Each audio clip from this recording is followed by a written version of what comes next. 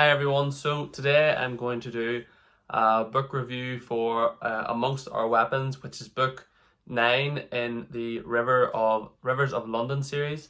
If you've been a subscriber to the channel for a while, you'll know that I've been reading this series this year, the last 4 or 5 books, as I read the first couple a long time ago when I was younger, and then I recently got caught up with the rest of them.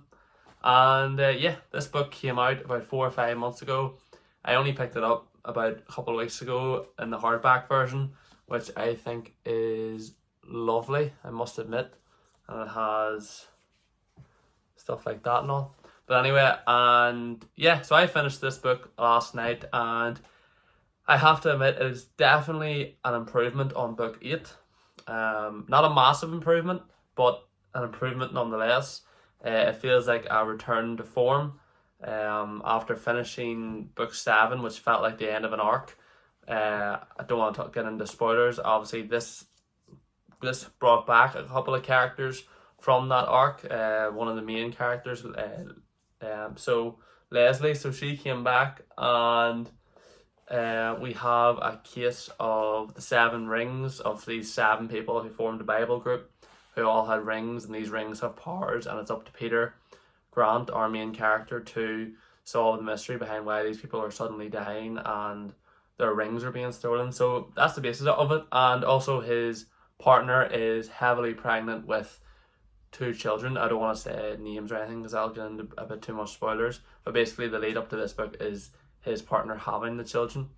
And yeah, it's definitely another great, book by Ben, and as ever, his writing just makes you want to keep reading. It's real addictive.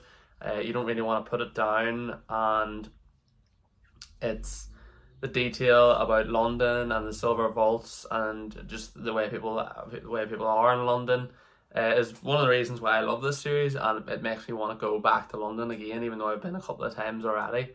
It's just one of those cities that just seems amazing, and this book helps me read and get over that need of needing to go back. But yeah, so he solves this case, and as always, Ben is the author is expanding the world.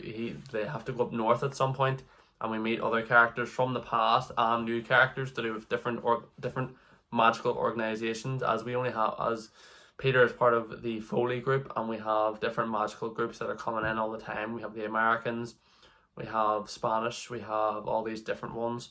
So he's ever expanding the world and making it bigger than just this contained, crime per book, magical crime per book that Peter has to solve. It seems like there's a bigger plot there, and especially the last couple of pages with Nightingale and Peter sitting down to have a chat. They talk about a lot of things that will make you excited for book 10 or 11 or 12. I don't know what the author's plan is, but it seems like a running theme within these books is there's always talk about more, and then the next book comes and it's just, another crime that Peter has to solve, and the banter between him and the characters and Nightingale and former characters in the books. And I love that, so I haven't an issue with a book by book being a crime every time. It's as a lot of us here are fantasy readers, reading big, massive, epic fantasy books can sometimes get not boring, but you can go into slog. So books like this, where it's a lot more contained, crime that has to be solved, banter between the characters, it's definitely an enjoyable read. So I think I give False Value, the last book, a 7 out of 10 or a 6. I'm going to give this an 8 out of 10, as I feel like the character work was great, the magic work was great. It's a hard magic system, and there's new concepts being introduced or previous concepts are being expanded on, and it's still quite a mystery. I hope Ben keeps writing these books for years to come, as I'm not really finished with Peter, and I don't think many people are. We want to see more of Peter's journey as he becomes a father now.